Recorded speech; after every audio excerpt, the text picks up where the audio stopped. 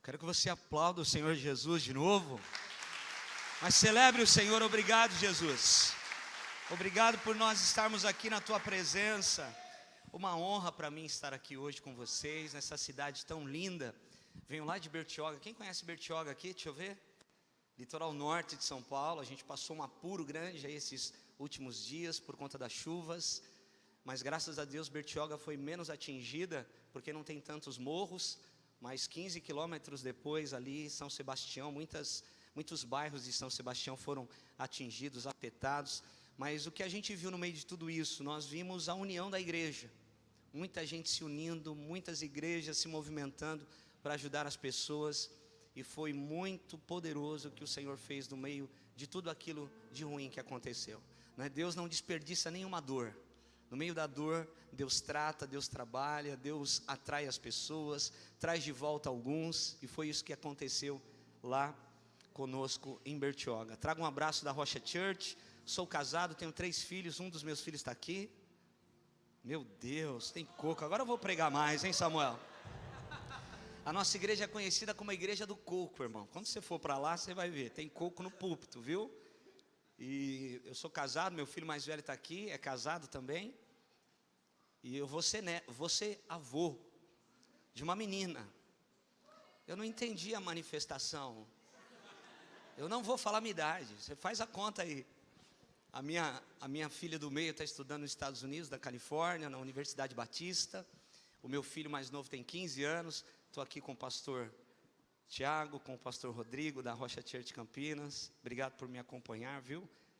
Uma honra para mim vocês estarem aqui. E eu vi também pastor Walter, pastor Eliana, estão aqui. Nos abençoaram tanto esse final de semana, fizeram um seminário da família poderoso. O pessoal é daqui da região, ó. Fizeram um seminário da família para nós lá, mas foi poderoso. Preguei no domingo, pastor, o pessoal, todo mundo falando do seminário. Obrigado, viu, pela disposição, por ter estado conosco lá no sábado, o dia inteiro. Fomos muito abençoados, em nome de Jesus. Eu quero que você abra sua Bíblia comigo em Mateus capítulo 3. Mateus capítulo 3. Eu creio que Jesus tem algo para falar conosco aqui. E a minha oração é que você abra o seu coração para aquilo que Jesus tem para nós. Mateus capítulo 3, versículo 17. Diz assim a palavra do Senhor: E eis que uma voz dos céus que dizia: Este é o meu filho amado, em quem tenho prazer. Vou ler novamente. E eis que uma voz dos céus que dizia: Este é o meu filho amado, em quem tenho prazer. Obrigado, Jesus, pela Tua palavra aberta diante de nós. Fala conosco, Pai, nessa segunda-feira de vitória, de bênção. Que o Senhor possa organizar o nosso coração, os nossos sentimentos diante de tudo aquilo que o Senhor tem para fazer. Pai, obrigado. Nós te louvamos e te agradecemos em nome de Jesus. Quem crê e concorda, diga glória a Deus. Querido, é interessante que quando Jesus ele foi batizado por João Batista. João Batista, ele era um profeta. E ele foi usado por Deus para preparar o caminho do Senhor. Ele mesmo disse, ele foi profetizado. Muitos profetas no passado profetizaram acerca de João Batista, que ia se levantar alguém, ia vir alguém que ia preparar o caminho para o Senhor. E João Batista era esse homem que preparou o caminho para o Senhor, para que o Senhor se manifestasse, para que o Filho de Deus viesse à terra.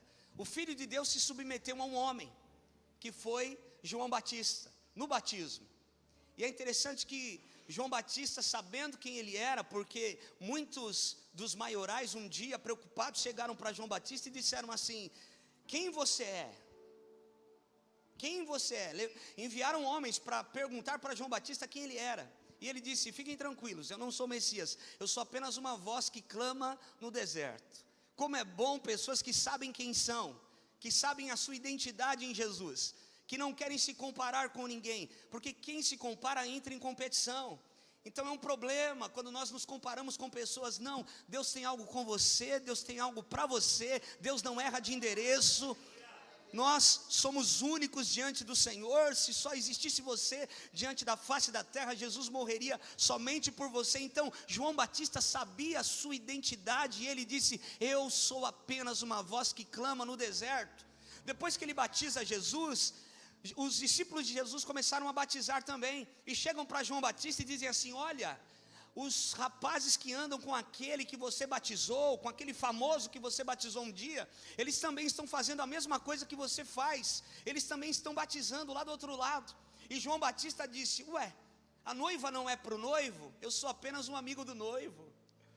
Então eu fico feliz, porque alguém está fazendo aquilo que está aproximando a noiva do noivo. Gente que sabe quem é, gente que sabe a sua identidade. E uma das coisas mais importantes do reino de Deus é nós sabermos quem nós somos, é nós sabermos o nosso chamado.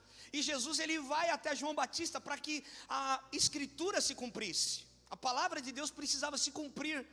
E a Bíblia diz no texto que nós lemos que uma pomba em forma corpórea, quando João Batista batiza Jesus, uma pomba em forma corpórea pousa sobre Jesus, e uma voz na primeira pessoa diz: este é o meu filho, e eu tenho prazer nele.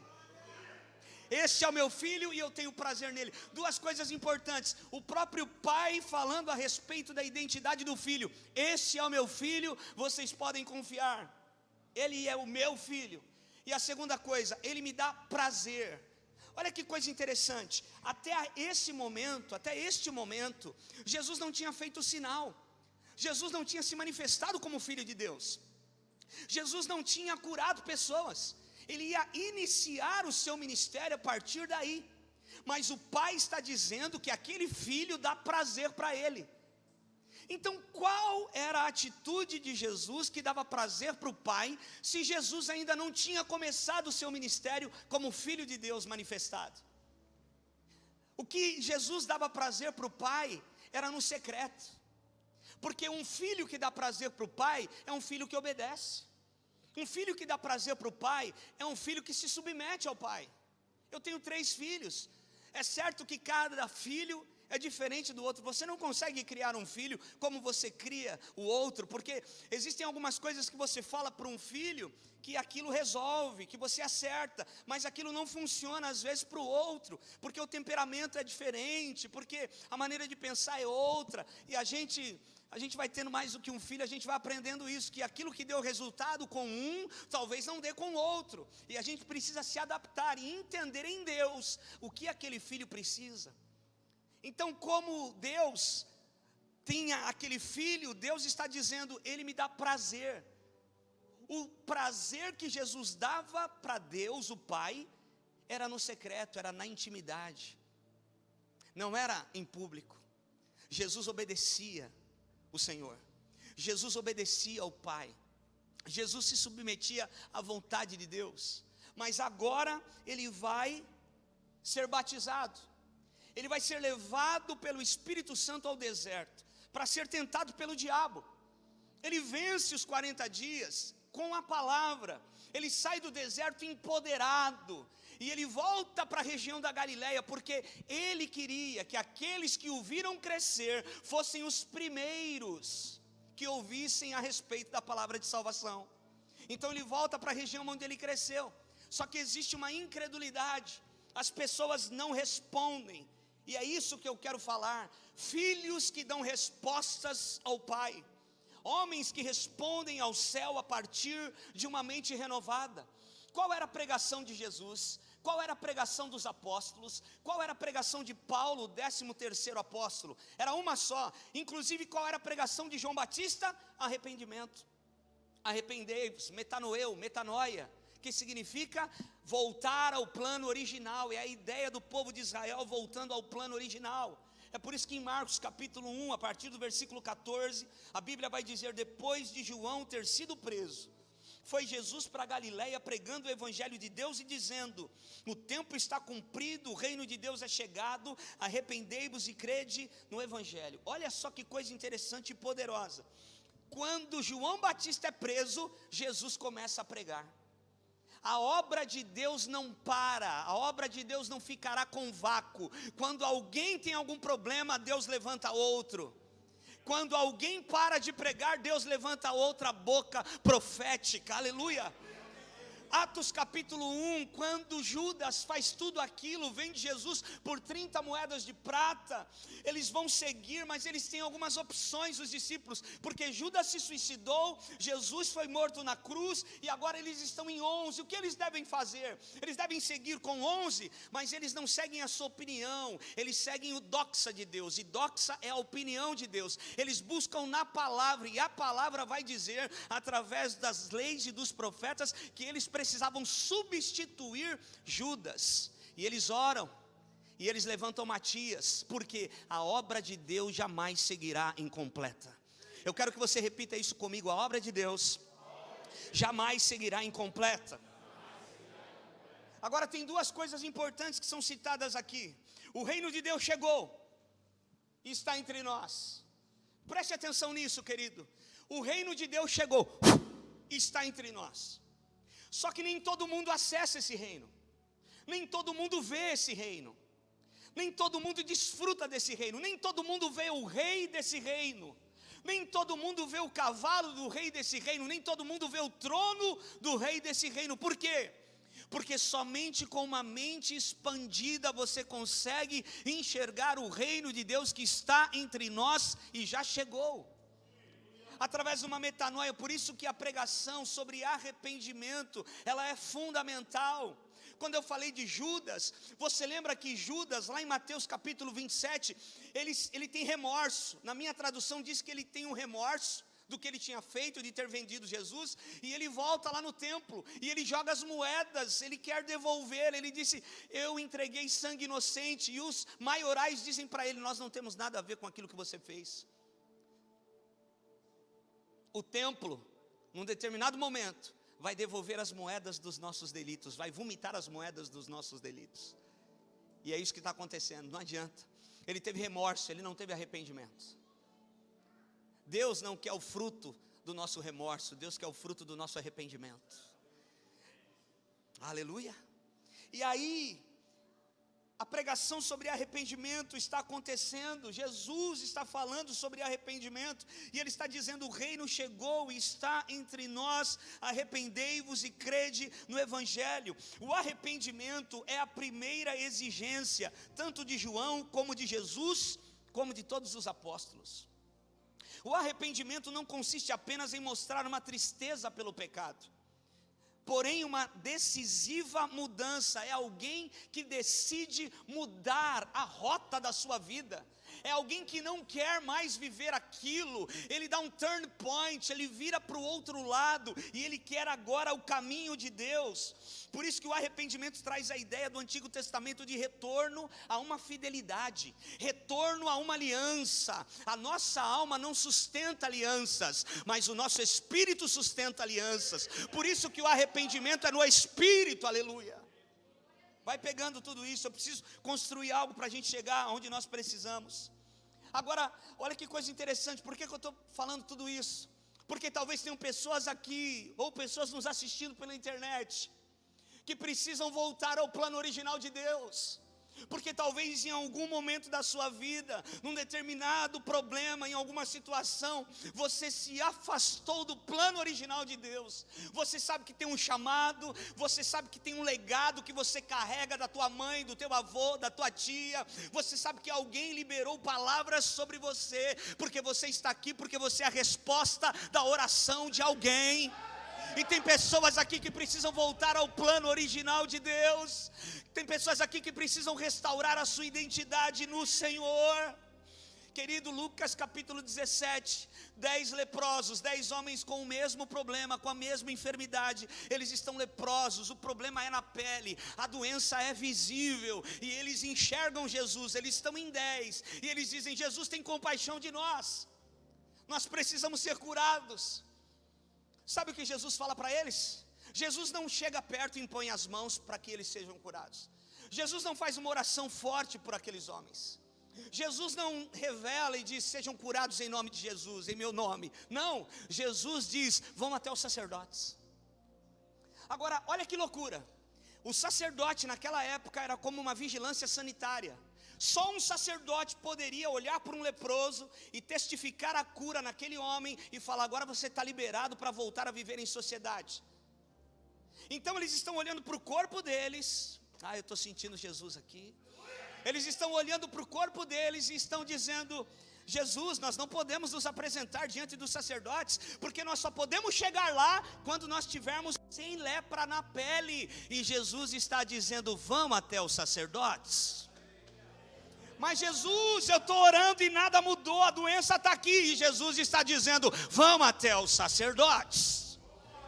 Mas eu estou na campanha, eu estou orando, eu peguei o papelzinho do 1+1 e nada mudou. E Jesus está dizendo: vamos até os sacerdotes. Porque a gente se move só por vista, irmãos, muitas vezes, e não pela fé.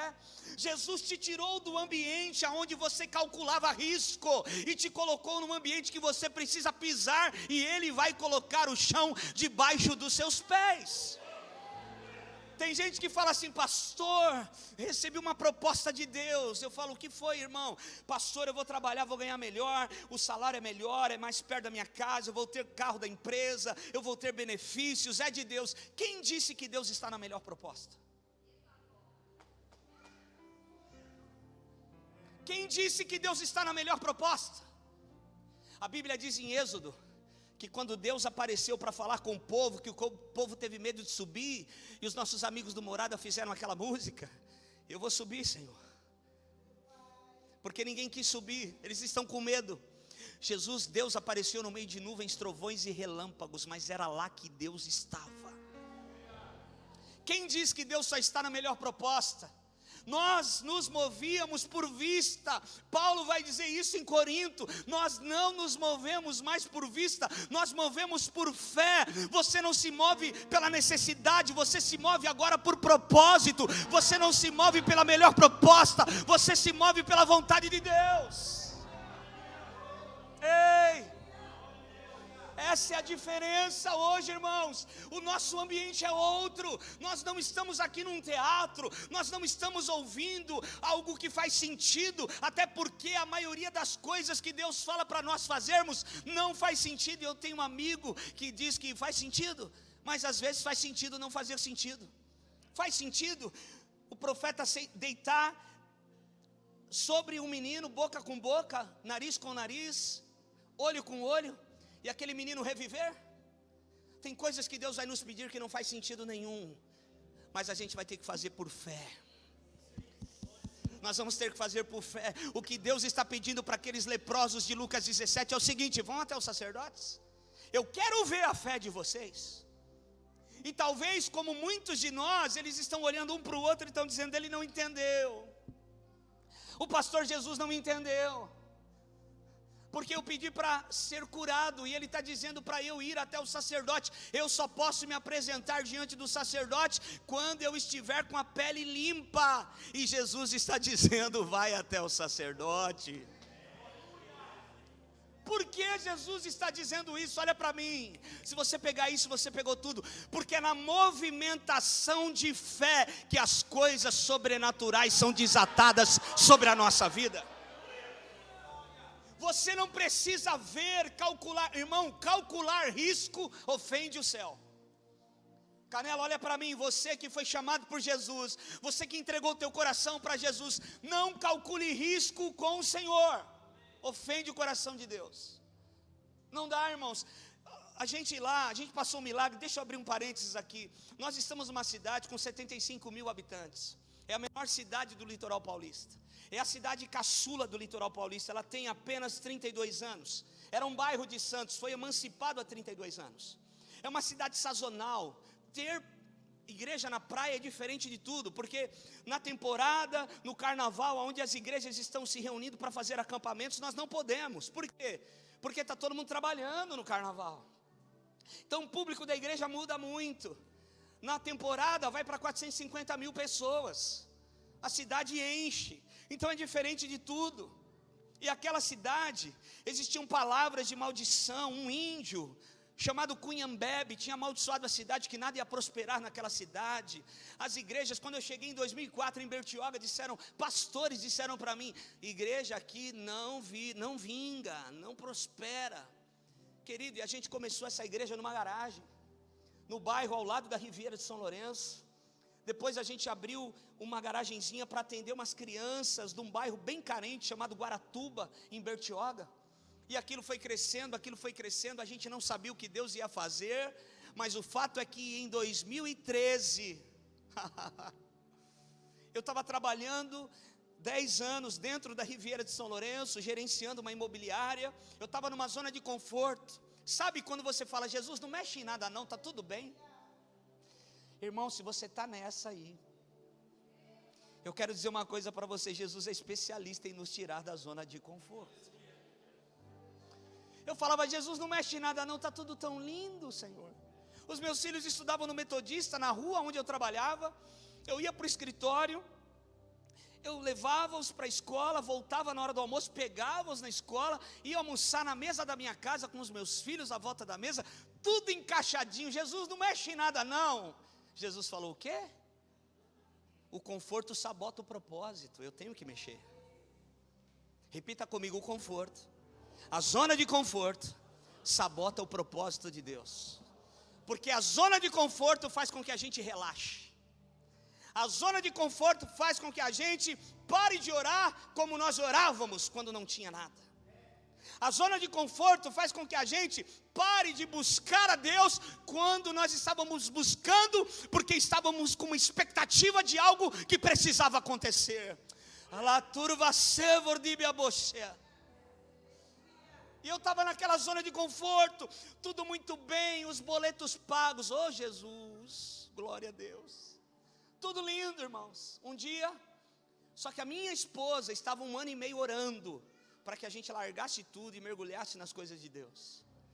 Eu sei que esse chamado não é para todos, mas isso aconteceu comigo. E eu evitava o assunto. Por quê? Porque a igreja não tinha condição de me assumir. Nós estávamos muito bem, eu era um mantenedor da igreja, o maior mantenedor da igreja no momento. E a igreja não tinha condição de me assumir, mas nós tínhamos um chamado. E a minha esposa 1 ano e meio orando. Irmão, se você não escuta o Espírito Santo, escuta a tua esposa. Se você não escuta a tua esposa, escuta o Espírito Santo. E aí o que aconteceu? Aqui dentro, eu comecei a sentir que alguma coisa estava para transicionar. Alguma coisa ia mudar. E a gente evita, né?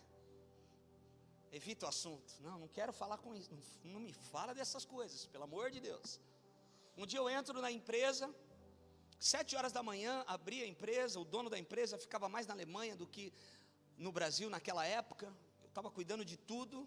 Abri a minha sala, liguei o computador. 7 horas da manhã me deu vontade de comer paçoca. Sabe aquela paçoquinha, amor, quadradinha com o coraçãozinho vermelho? Essa é a top, tá, irmão? E nem ganha para fazer propaganda. Me deu uma vontade, eu nem gosto tanto de paçoca assim, Samuel. Eu não tinha sonhado com paçoca.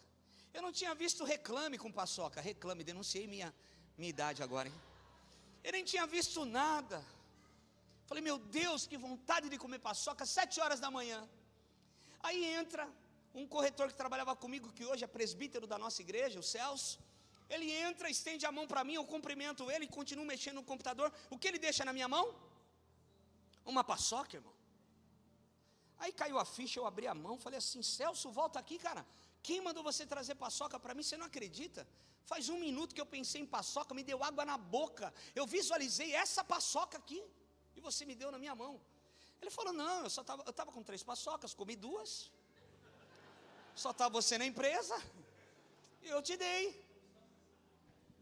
Aí ele me deu, ele está saindo, quando ele está saindo na porta, ele é um grande homem de Deus, ele parou e ele disse assim, Fred, assim diz o Senhor para você, assim como você teve vontade de comer paçoca, que Deus te trouxe, assim vai ser na sua vida, não vai te faltar nada.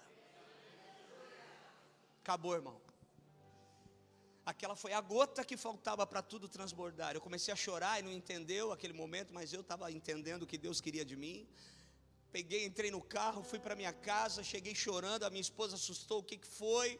Contei para ela começou a chorar também. Para resumir, no dia seguinte nós chamamos os proprietários da empresa e eu falei, acabou, eu não posso mais ficar aqui. Deus me chamou para a obra e chegou o nosso tempo. Deixa eu falar algo para você, levanta a tua mão, deixa eu liberar uma palavra. Deus é especialista em nos tirar da zona de conforto. E eu quero profetizar que se tem alguma zona de conforto atrapalhando o propósito de Deus na sua vida, que Ele envie paçocas. Que paçocas cheguem na tua vida aí, em nome de Jesus. Aleluia. Aquilo me tirou, irmãos. Só que qual o detalhe? Tem uma realidade. Nós tínhamos um padrão de vida, e nós fizemos uma lista com 22 itens, esticamos tudo, convênio médico, inglês da Rafaela, balé, bababá, tudo isso. Irmãos, com Deus o menos é mais, porque 2 meses depois, tudo que a gente tinha ticado e tirado do nosso orçamento, começou a voltar, pessoas se levantando, não pastor, nós vamos bancar o convênio médico de vocês, não, pode voltar a bolsa da Rafaela para o inglês, o balé, e começou a vir tudo de novo, porque Deus não deve nada para ninguém. Deus não deve nada para ninguém. Por que eu estou dizendo tudo isso? Porque a zona de conforto pode sim sabotar o propósito de Deus. A partir do momento que eu decidi, 2013 foi isso, o testemunho da paçoquinha. 6 meses depois, o pastor de São Lourenço, da nossa igreja em São Lourenço, vai para o Senhor. Eu assumo o pastoreio das 2 igrejas agora, de Guaratuba e de São Lourenço. Em 2014, nós unimos as 2 igrejas e fomos para o maior galpão da cidade na época. Uma loucura que nós fizemos. Uma loucura. Eu estou dizendo isso por quê? Porque às vezes eu comecei a falar sobre isso. A gente fica calculando o risco com Deus. No reino de Deus não funciona, a conta não fecha. 5 pães e 2 peixinhos alimentam mais de 5.000 homens, fora mulheres e crianças. E ainda sobram 12 cestos cheios. E a gente foi em 2014 para esse prédio. O dono desse prédio tinha mais 4 prédios atrás desse prédio maior, aonde era a nave da igreja. E já era enorme para nós. O fato é que em 2015, por conta do crescimento da igreja, a gente alugou o 2º prédio, do mesmo dono, era um judeu. 2016 o 3º, 2017 o 4º, em 2018 nós alugamos os 5 prédios, e em agosto de 2018, com 90 mil reais na conta, Deus nos deu os 5 prédios por 6 milhões de reais.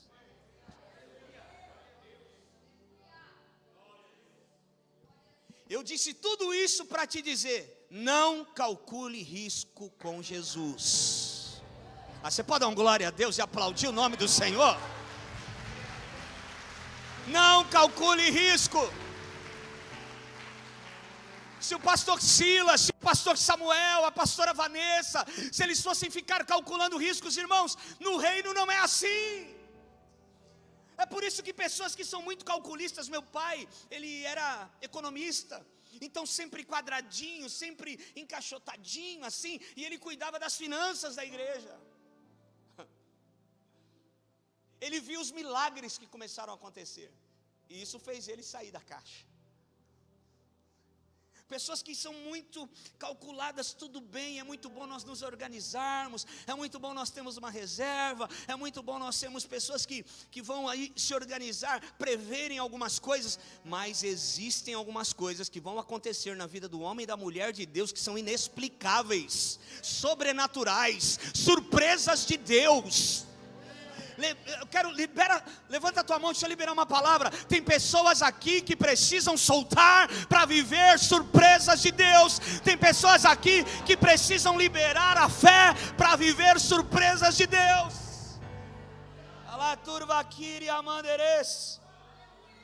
Por isso, irmãos, nós precisamos ser uma geração que dá resposta. E às vezes você olha para a tua vida e fala, se eu tivesse nascido naquela família eu teria mais oportunidades. Se eu tivesse nascido naquela cidade a coisa seria diferente. Se meu pai estivesse dentro de casa, então eu teria uma educação melhor e as portas seriam abertas de forma mais fácil. É mentira do diabo. E eu vim aqui para liberar uma palavra que vai quebrar a raiz de orfandade sobre a tua vida. Deixa eu te contar uma coisa, eu não conheço os meus pais biológicos, eu não sei quem são. Eu fui tirado de um orfanato por um casal de senhores que não podia ter filhos. Eles me resgataram desse orfanato clandestino, que era perto da maternidade do Belém, na zona leste de São Paulo. Eles me resgataram desse lugar. Não tinha ninguém convertido na nossa família, na nossa casa. Com 17 para 18 anos eu me converti. E eu resgatei os meus pais adotivos para Jesus. Essa é a minha história de redenção. Minha mãe adotiva foi diaconisa da igreja que eu sou pastor até 2012, quando Deus a recolheu. Meu pai foi diácono da igreja que eu sou pastor até 2 anos atrás, com 82 anos, até quando Deus o recolheu. Essa é a minha história de redenção.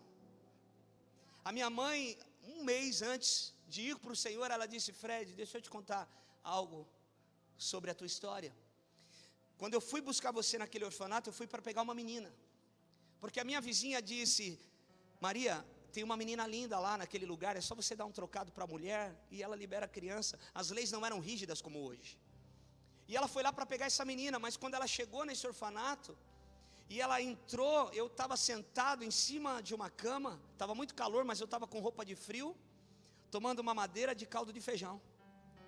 E ela me contou que quando eu a vi, eu soltei a mamadeira e dei um sorriso para ela. Ela falou: não vou levar a menina não, eu vou levar esse menino, porque o sorriso dele foi um sorriso de Deus para mim. Então deixa eu dizer uma coisa para você: sorrir na crise te tira dela.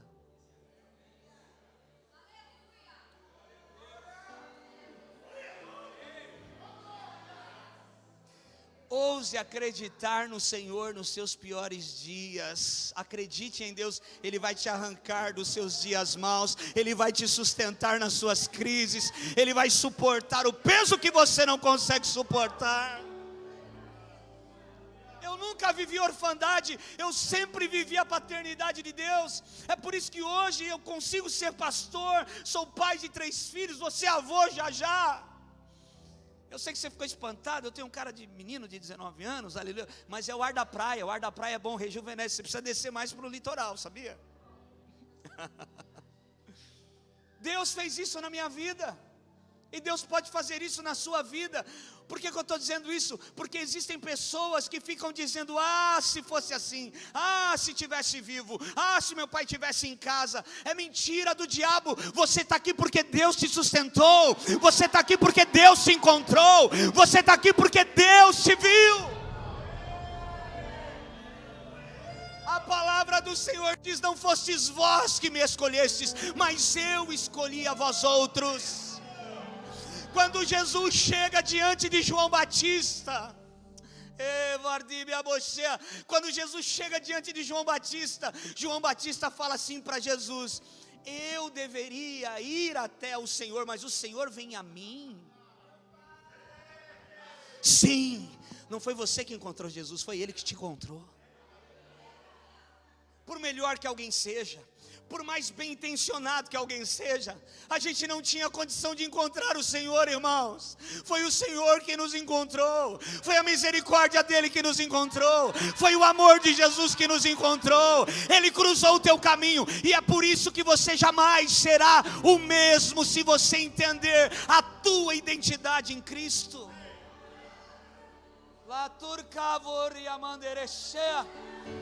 Eu quero pedir para que o Espírito Santo derrame azeite na raiz da orfandade. Eu quero pedir para que o Espírito Santo faça uma obra sobrenatural aqui. Toda mentira do diabo na tua mente vai cair por terra. Todo sofisma, todo engano no teu coração vai cair por terra. Não faltou nada, Ele te sustentou até aqui. Não faltou e não faltará. Ele te viu. O que falta para nós é percebermos a presença, irmãos. Porque a correria do dia a dia faz com que a gente não perceba a presença. Os muitos afazeres, as coisas que nos envolvem, faz com que nós não percebamos a presença do Senhor. E nós não podemos entrar nessa. Nós precisamos abrir os nossos olhos espirituais e entender que no pior dia Deus estava lá. No momento mais difícil você não sucumbiu porque Ele estava lá. Sabe por que não aconteceu naquela hora? Porque não podia, porque senão você não estaria aqui. Sabe por que aquele negócio não deu certo? Porque senão você não estaria aqui.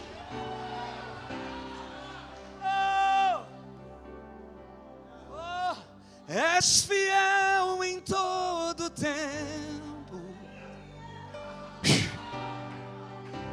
Em todo tempo tu és tão bom. Todo fôlego que tenho, eu cantarei a bondade de Deus. Levanta a tua mão e canta comigo. És fiel, diga. És fiel em todo tempo. Em todo tempo tu és tão bom. Todo fôlego que tem, eu cantarei a bondade de Deus. Bondade me seguirá, Senhor. Declare, declare. Tua bondade me seguirá, Senhor. Me rendo a ti, dou meu ser, entrego tudo a ti. A bondade me seguirá, Senhor. Perceba o Senhor. Perceba o Senhor nos seus dias. Perceba o Senhor nos seus dias. Às vezes a gente está esperando o céu abrir, o teto abrir, mas Deus está falando: perceba-me nos detalhes. Perceba-me nos detalhes do seu dia. Juízes 14, Sansão caiu, pecou, errou, falhou, perdeu a sua força, os 2 olhos estão furados. Ele está entrando naquele lugar onde os inimigos estão dando risada dele. Os olhos estão furados e a Bíblia diz que um moço chega perto dele. Ele diz para esse moço: me coloca perto da coluna, me dá força só mais uma vez. E ele mata mais homens na sua morte do que em vida. Quem era aquele moço que chegou perto de Sansão e o ajudou no seu último ato? Quem falou com Moisés no meio da sarça?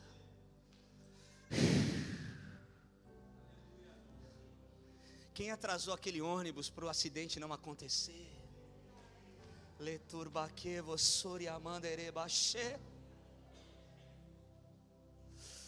Quem fez você errar o cardaço quando estava saindo rápido para aquele acidente não acontecer? Foi Ele.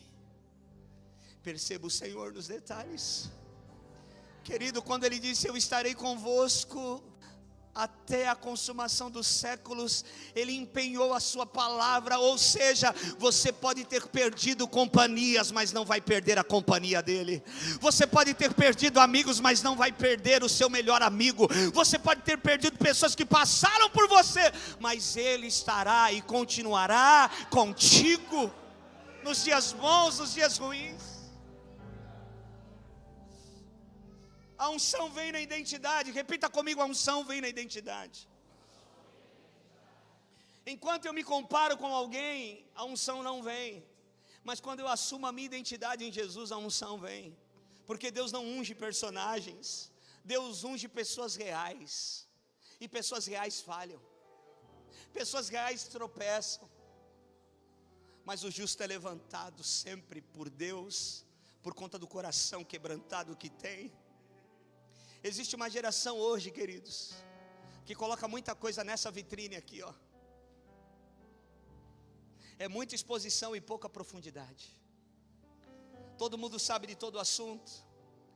Eu não sei você, mas para mim não parece que todo mundo está de férias e todo mundo é rico nas redes sociais. É tanta foto bonita, 3 horas da tarde. Onde esse cara está? Não está trabalhando não? Não tem o que fazer? Tanta gente envolvida com tanta coisa, é tanto glamour, é tanta coisa, é muita exposição e pouca profundidade. Surge um assunto na internet: Existem tantos especialistas. A gente vai pela opinião de cada um, de qualquer um. Pessoas que copiam e colam um texto e colocam lá, e a gente olha e fala: uau, como ele é intelectual, como ele é incrível, como ela é incrível. Sabe qual é o problema hoje? O problema hoje é que nós estamos admirando algumas pessoas de longe. A gente valoriza muitas pessoas de longe por conta daquilo que elas postam nas redes sociais, que é a praça pública dos dias de hoje. Mas a maioria dessas pessoas não tem para entregar. Eu conheço pessoas, o pastor Samuel também, que tem milhões de seguidores na internet e não poderiam estar discipulando uma geração como estão, porque eu conheço a vida do cara. E está todo mundo falando: uau, que incrível. E tem pessoas e pastores que não têm 100 seguidores no Instagram, mas poderiam estar discipulando o Brasil inteiro. O padrão do reino é outro, irmão. Há quantos seguidores tem o pastor fulano? Ah, deve ser fraco, né? Tem pouco seguidor. Há quantos seguidores tem o fulano de tal? Nossa, tem muito seguidor. Ele deve ser bom. Quem disse que o padrão do reino é esse? Quantos seguidores Jesus tinha?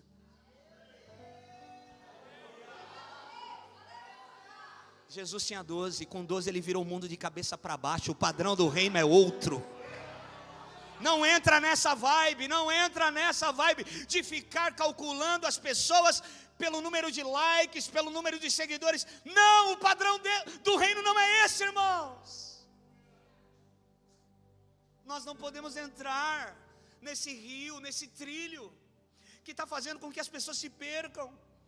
É por isso que tem tanta gente se expondo tanto, mas você chega perto, senta na mesa, tem um pouco de conversa, você se decepciona porque, meu Deus, parecia tão profundo e é tão raso. Você já andou em shopping? Sabe por que o chão do shopping é liso? Para você andar devagar e comprar mais. Todo shopping o chão é liso, para você andar com cuidado devagar, olhando as vitrines. Olha, que coisa legal. Aí tem na vitrine o que você quer. Você entra na loja e pede para o vendedor: olha, eu quero aquilo que está na vitrine, aquele produto. O vendedor vai lá no estoque, demora um pouco, sai maneando a cabeça e diz assim: não tem o que está na vitrine. Como você se sente? Desapontado. Por quê? Você tinha dinheiro para comprar, viu na vitrine, mas não tem em estoque. Assim está essa geração.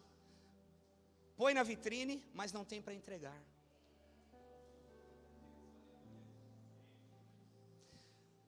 A minha oração hoje é: Jesus, eu só quero estar nos púlpitos que eu tenha condição de entregar algo. Porque senão não vai ser bom para mim, não vai ser bom para ninguém. O que adianta nós queremos coisas que não estamos preparados para viver?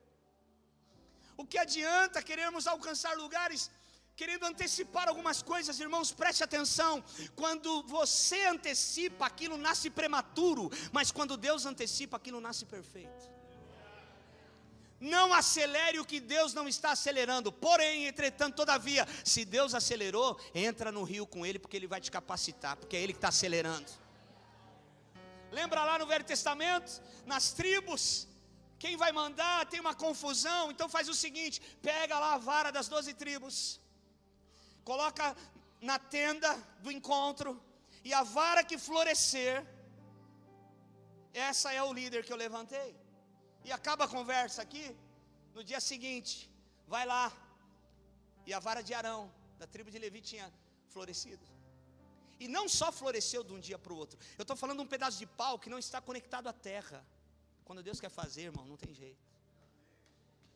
Eu estou falando de um pedaço de pau que não tem como dar fruto, porque está desconectado, não está na videira, não está na terra. Mas quando Jesus quer fazer, Ele faz. E aí, aquela vara não só dá fruto, a Bíblia diz que ela dá flores, frutos, e os frutos estão maduros. Ah não, você precisa pegar o que eu estou falando. Irmão, uma uva para virar vinho demora todo um processo de armazenamento, de fermentação e tudo. Mas quando Deus quer, Ele transforma a água em vinho em segundos. Quando Deus acelerar, entra nele, mas não acelere o que Deus não quer acelerar. É por isso que a gente tem que estar sensível. perceber Deus em tudo. Cuidado com as distrações. Cuidado, irmãos, porque você rola aqui, você fica rolando aqui, TikTok, Instagram, você fica 2 horas facinho. Nós precisamos nos separar. Nós precisamos buscar ao Senhor. Deus está querendo se revelar para uma geração. Deus está querendo se revelar. E eu quero terminar dizendo algo aqui para você. Eu quero que você pegue isso no teu espírito. Você não é o que você posta no Instagram, você é o que você esconde no WhatsApp. Esse é você. E Jesus conhece a gente, irmãos.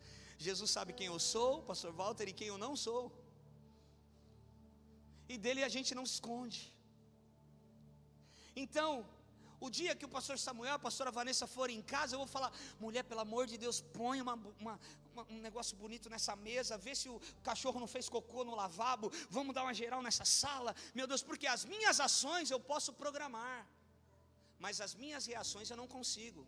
E eu sou o que as minhas reações dizem. Te fecham no trânsito, qual é a tua reação? Esse é você. Você recebe aquele telefonema mal educado, tal, qual é a tua reação? Esse é você. As nossas ações a gente pode programar, as nossas reações é quem nós somos, porque são surpresas, são surpreendentes. É por isso que nas ações eu tenho que ter humildade, e nas reações eu tenho que ter mansidão. Repita comigo: nas minhas ações eu tenho que ter humildade, e nas minhas reações eu preciso ter mansidão. O que Deus está querendo fazer, irmãos, é um reset espiritual.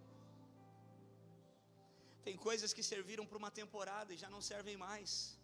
E eu e você temos que ter a capacidade de soltar o que é de Deus, para pegar o que é de Deus. O pastor Samuel estava falando um pouco da história dele quando veio para Sorocaba. Irmãos, ele teve que soltar o que era de Deus, para pegar o que é de Deus. Não é que aquilo nunca foi de Deus, não é que aquilo, não.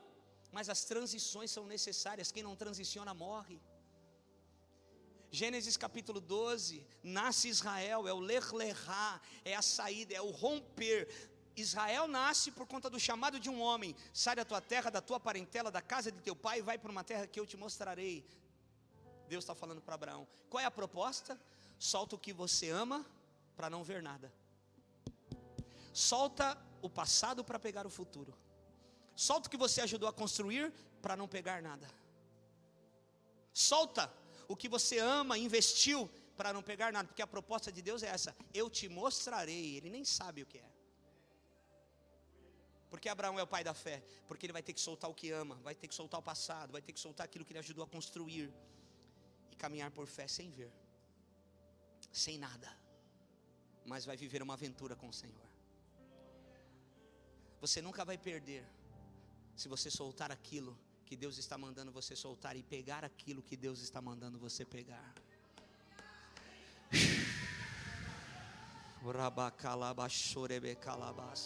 Fica de pé comigo.